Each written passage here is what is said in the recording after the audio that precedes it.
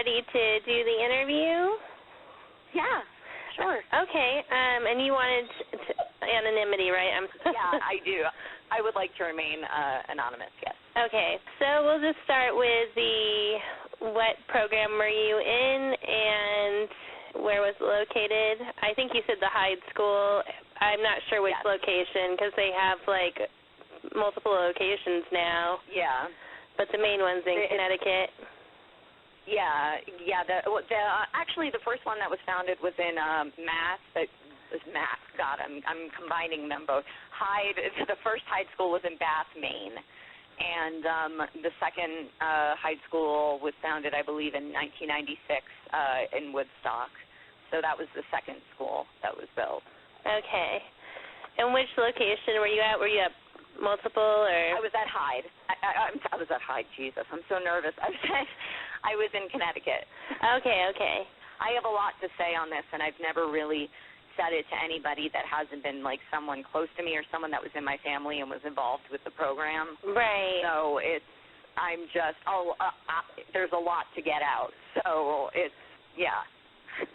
Well, when were you enrolled there? Do you want to say what year, or do you think that would? Yeah, I can start with that. I was enrolled in 1999, and I graduated in 2003.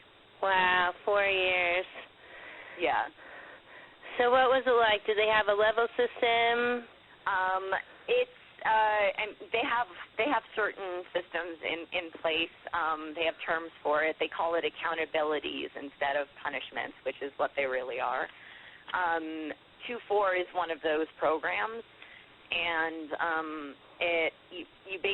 you're kind of basically shunned from the society. The whole school is very cult-like. Like, there are tenets on the wall that, like, you have school meetings about. I've actually, like, blocked them out. Wow. I think. Like, I really try. I have a really good memory, and I've literally blocked them out because it was just such a horrible experience for me. And it's brainwashed quite a few people, and for so long I felt so crazy because most of the people that graduate are like, oh, Hyde's not that bad, or blah, blah, blah, blah, blah. And I'm like, okay, you were either an athlete or you are brainwashed because it was bad. And I remember everything that happened. So 2-4 was, see, I like to ramble. 2-4 was a work program, and it stood for 24 hours release. But it wasn't 24 hours because I've seen kids on it for weeks on end. They would pull you out of academic classes. You would be cleaning all day, cleaning the buildings, like when I was there, the gym wasn't fully built, and it was kind of disgusting. We did a lot of the labor for the pre-building of the gym. We, like I'm 13, and I'm like helping clear the field for rocks and stuff to level the concrete. That's child labor to me. Right.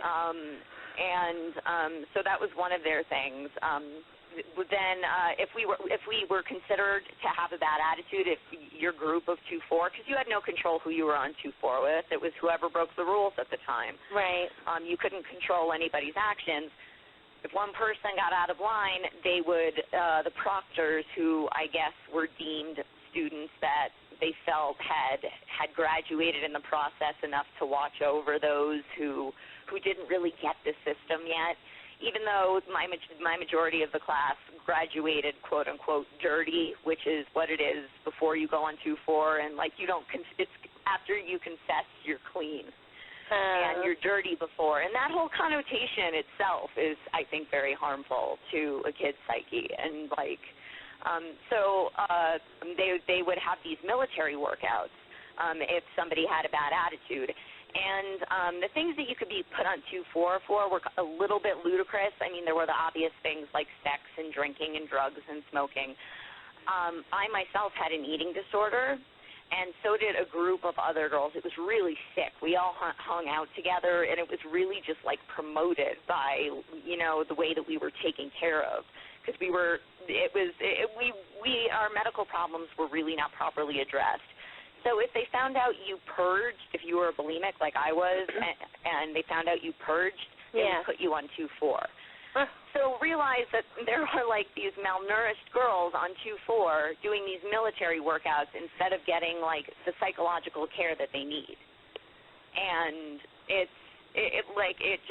blew my mind. And people would get put on 2-4, you know, if a student was on a teacher's shit list, or, you know, like for mundane things sometimes. And it was always a little shocking. And always everybody knew, because if you were on 2-4, you had to walk around campus in a line with your head down. You weren't allowed to look at anybody. You weren't allowed to talk to anybody. The only people you were allowed to talk to were the proctors or teachers who addressed you. You had to eat separate from everyone, upstairs above everyone, so everyone could see you. And everybody, since the school was so small, everybody knew why you were on 2-4. It was a very like put all your problems out there sort of thing. So that was that was also shameful. It's like, okay, well, I kind of didn't want the whole school to know that I was a bulimic, so thank you for outing me for that. I really appreciate that. Right. So that was their punishment program. And part of the punishment program, which is also a lower tier of the program, is a thing called a 5:30, which is where you wake up at 5:30 in the morning and they have you doing military workouts.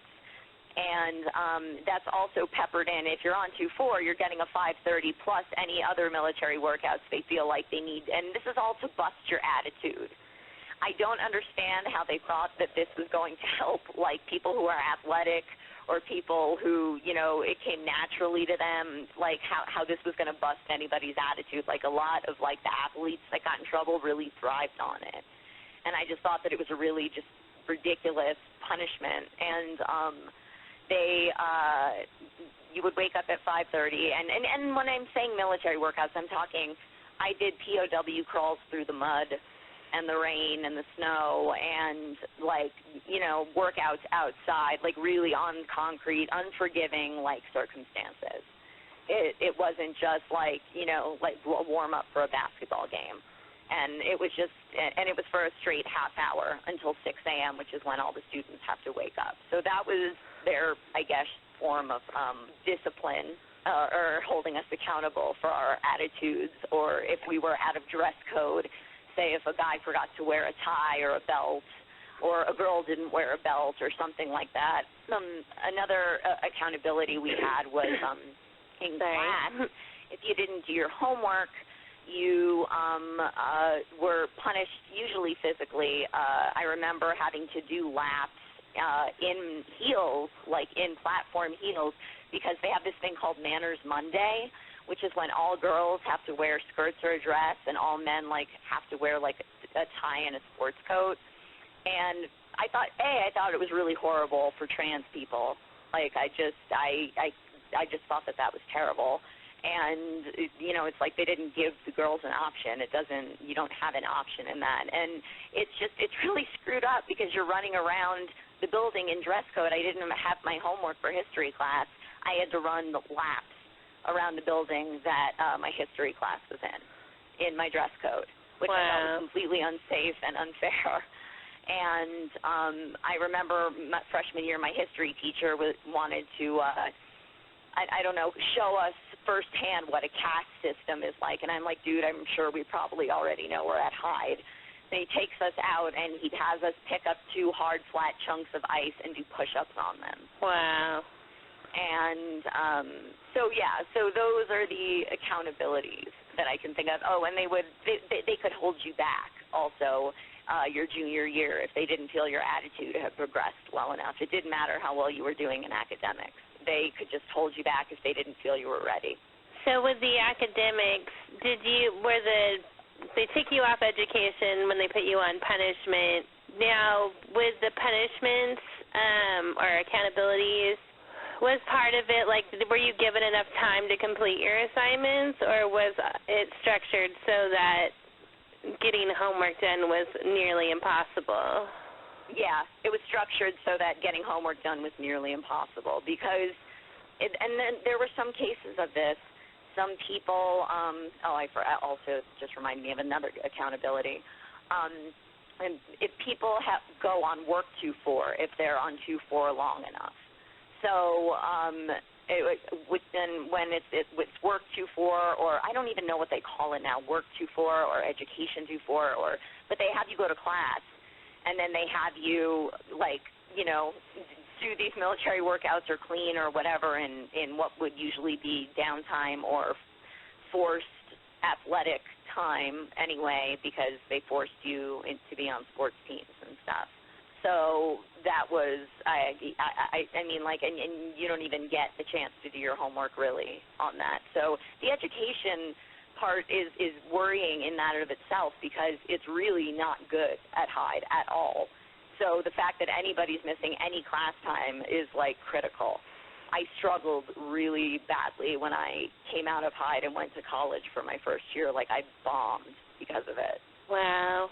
And, they accepted your transcripts from Hyde? Yeah, they have a thing with Hyde, apparently, I think, where, like, students have come a lot from them, and they really appreciate, like, the students' insight and intelligence, because that's the particular college that I went to. Not so much SAT scores and things like that. Otherwise, I definitely would not have gotten in. Okay. So I struggled. I struggled socially. It's like, because it's like being in a cult. It's like being underground for a really long time and then being exposed to light and not really knowing what to do. It's really terrifying. Right. Were you denied contact with your family? I was not. There were set times where you can call your parents. However, you always had to use a calling card because they only had payphones. Were the calls monitored at all or censored, or were you able to talk freely? I was able to talk freely. And now that I'm thinking about it, I'm wondering if they haven't changed that, because technology has advanced so much since I graduated. So that's an interesting thought and a scary thought. Right. Did they change your name at all? Did they address you by a nickname or assign you like a number or anything like that? No, just I got last name a lot. Last name was a big thing. So it's more like a military environment or more pseudo-military. Yeah, completely. Like if you swear in front of a teacher, drop and give me push-ups. Absolutely. What other, do you want to go into what other type of labor? You said you had to build the foundations and stuff. There's a program they have called Outpost, which they have on land that they own in Maine, which is where the first place was founded in 1966. And I guess, like, I went there on a senior one because I was worried, honestly, that I was going to get, or maybe it was junior year, I was worried I was going to get held back and I wasn't going to be able to graduate because they didn't feel my attitude had excelled enough. So I went willingly on one. And at the time, I didn't know this, but, like, my autoimmune disorder was really bad. And they had us pulling logs through the snow, through the rain and stuff, and my autoimmune disorder was causing me to be cold and, like, having my digits turning, like, purple and yellow and, like, scary colors. And the woman who runs it, who is no longer there, who was running the Outpost session, was just like, you just need to drink water and work on that attitude. And we were pulling logs to make, like, a lodge for like the parents to come up and have, like, group therapy with, like, the teachers, even though the teachers aren't trained therapists. So it was labor. Yeah. It was labor. So I don't know if you want to get into why you ended up there. I hate asking people that question because it doesn't matter to me why anyone gets sent to a program, but it sounds like you had the eating disorder. Was there any other issues, or was that, like, the main reason you were enrolled at Hyde? Well, the eating disorder actually started at Hyde. Oh, wow. And I blame Hyde for my eating disorder completely because they will shame anybody who is not in shape. Like, I was a big girl before I came to Hyde, and I mean, like, now you wouldn't know it, but it was really horrible for me. I was a drama person. I wasn't an athlete. I got yelled at a lot because, like, I couldn't run, like, the mile that they have you run consistently for sports groups and stuff like that. So I actually blame Hyde for my eating disorder because boarding schools are a hotbed for that sort of thing. Right. I think I actually wanted to go to boarding school because I wanted to get away from my mother, who was like horribly physically abusive, and she was a social worker, so she knew how to abuse me without getting caught. Oh no.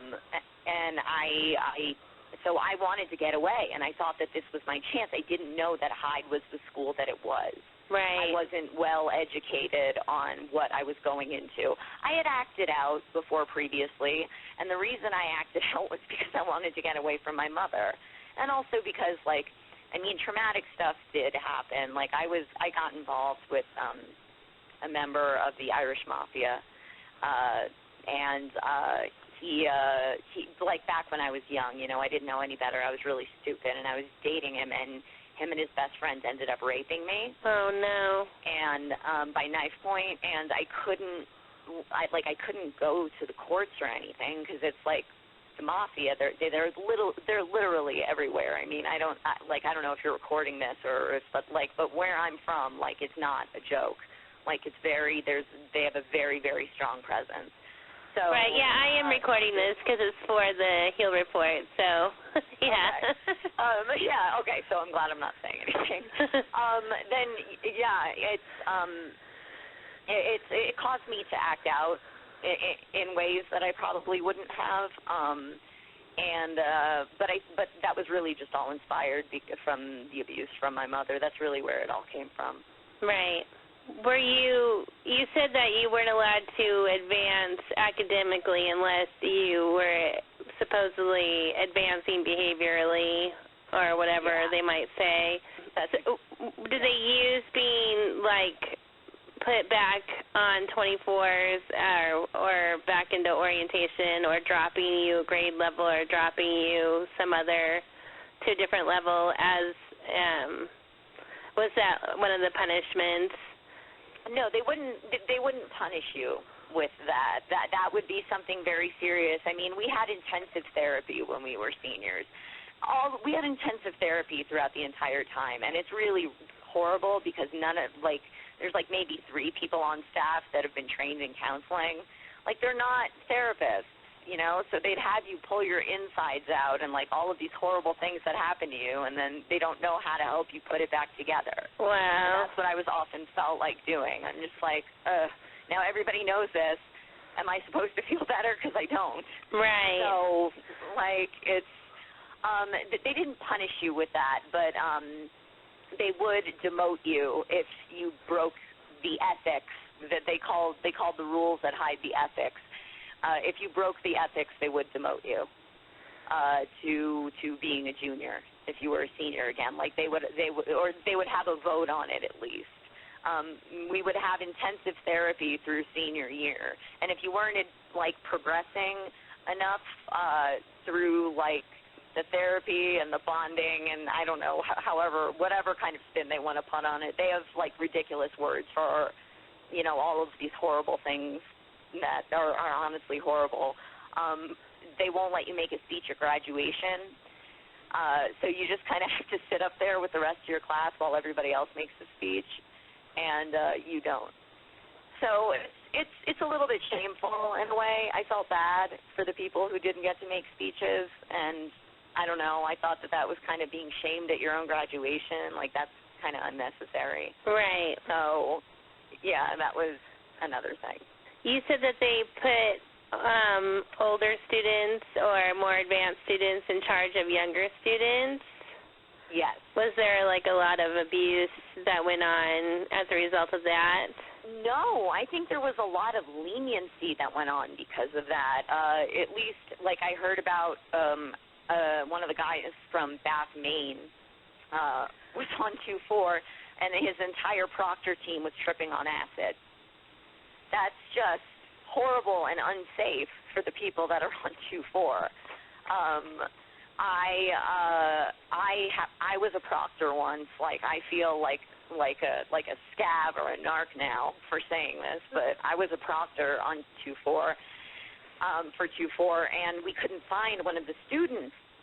So they sent me and another girl back to check the dorms. I checked the dorms and stuff, and it was bad because she had a history of self-harming, of suicide, that sort of thing. I can't see anything. I'm calling her name. I go through the bathrooms, and I hear something dripping, and I look underneath the bathroom door, and it's blood. And I'm like, there's no way that's from a woman having her period. Like, there's no way. And I'm just screaming her name, and I'm pounding on the door, and she's like, go away, go away. Finally, I knock the door in, and she's been cutting up her wrist trying to kill herself. Oh, no. And I'm not used to this. Like, I'm not trained for this. I'm a child. I'm still, in high school, and I get her into a faculty member's care, and I immediately pass out. Wow. And my friends and the cleaning woman had to help me back to my room, and I received zero medical attention. The intensive therapy you were speaking of, did they use confrontation or? Yes, that was a huge part of it. And they asked you to do it typically in front of the whole school. Like, if you were someone who kind of you weren't allowed to just shrink back and stay in the shadows. Like, they would call you out for that. Like, hey, you haven't been making enough progress or confronting enough people. Like, basically, you haven't made enough people hate you yet. So you need to confront some people on some of their attitudes and some of the things you have problems with. It was all about confrontation. And brother's keeper, if you knew someone broke a rule and you didn't turn them in, then you would end up on 2-4 as well if they found out somehow. The college that you got into, I don't want to get into it too much because I don't want you to get in trouble, but was it one of these for-profit colleges you hear about? Was it was your degree from there accepted by people who were hire you and stuff? I didn't graduate. I dropped out after a year. I was going to drop out after a year, but I was so miserable and I crashed and burned so hard. I was escorted off property and kicked out, even though they invited me to come back the following year, which I don't know why. But it was bad. It was real bad. Because when you go from having that much crazy structure to having that much freedom in college, and people aren't really used to thinking your way, and there's literally Hyde language. Like, when you want someone to speak louder, when you're sitting in a school meeting, you say bing. Or if you agree with something, it's like an AA program. When you agree with something that someone is saying on stage, you say ditto. It's just, and people don't get it, and it's just, you feel like a freak, because it's like you want to use all these words, and then you're like, shit, if I say that, they're going to think I have a nervous tic or something. So I totally, I crashed and burned big time, and after I dropped out of college, I was much better. Was it a co-ed, is the high school a co-ed facility? Yes, it was. Were you punished at all if you looked at boys? Was there any kind of weird rules regarding the interaction between boys and girls? No, no. It's just it's kind of strange thinking about trying to explain it. You can't have sex. That is a no-no. No sort of sex, no oral sex, no nothing like that. But hand jobs were allowed, and other stuff was allowed, but just no type of sex. And this also brings up something. I got in trouble for sex my freshman year.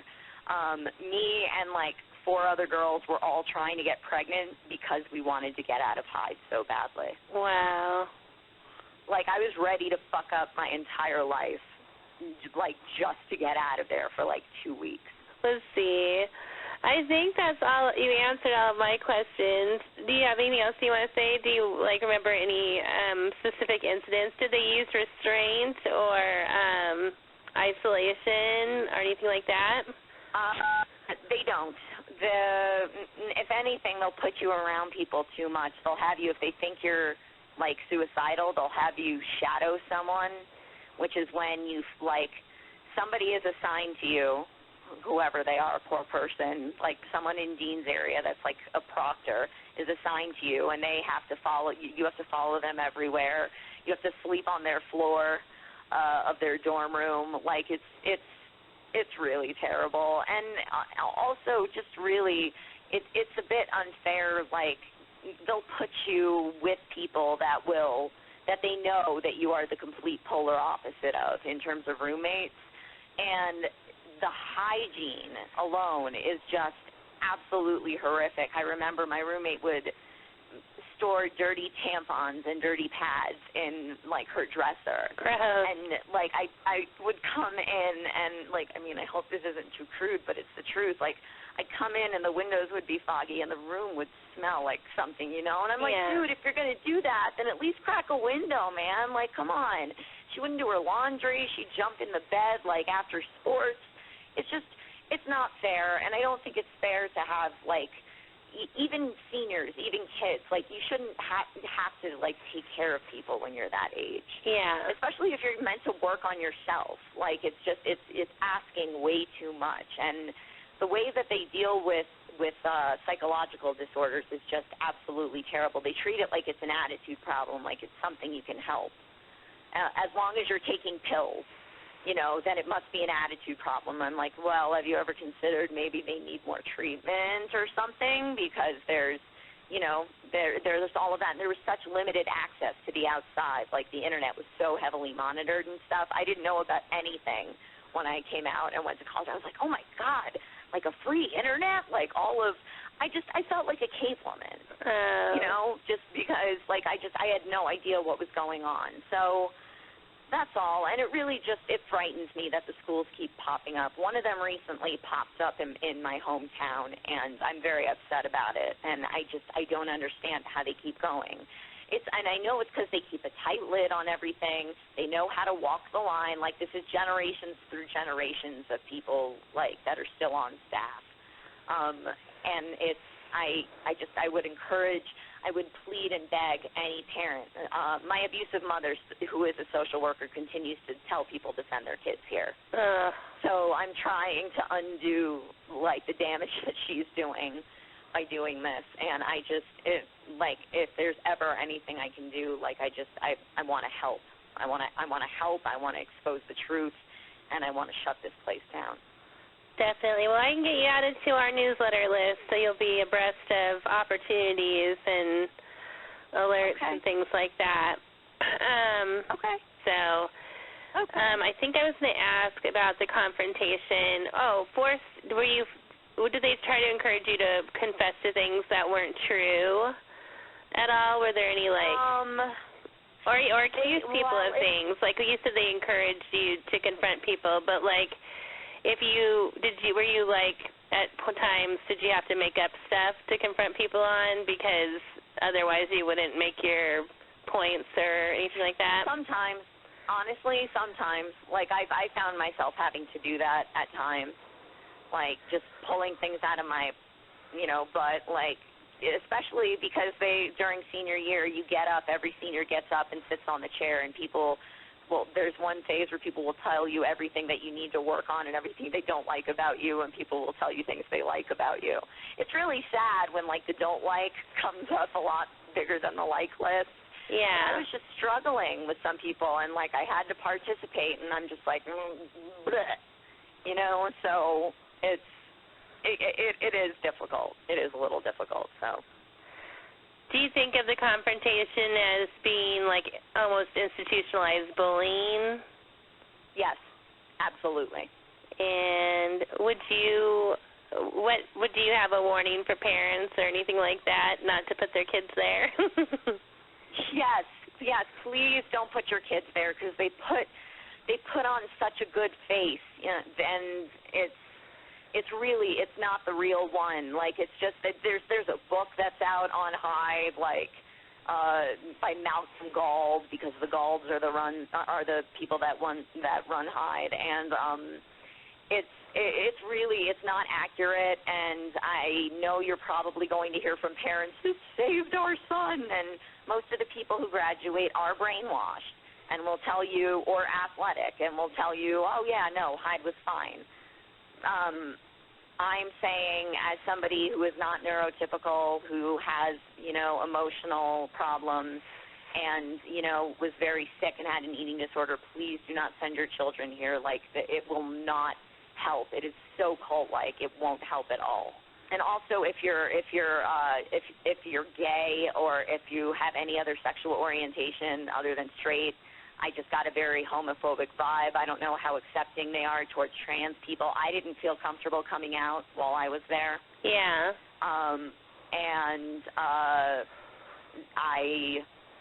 I don't know if they still make girls wear skirts or dresses for Manners Monday or anything like that. But your child will feel like they're not able to be themselves, and that's really important at a young age. Yeah. To develop a sense of identity, and I really feel like I was robbed of that. So I just want to thank you for the interview.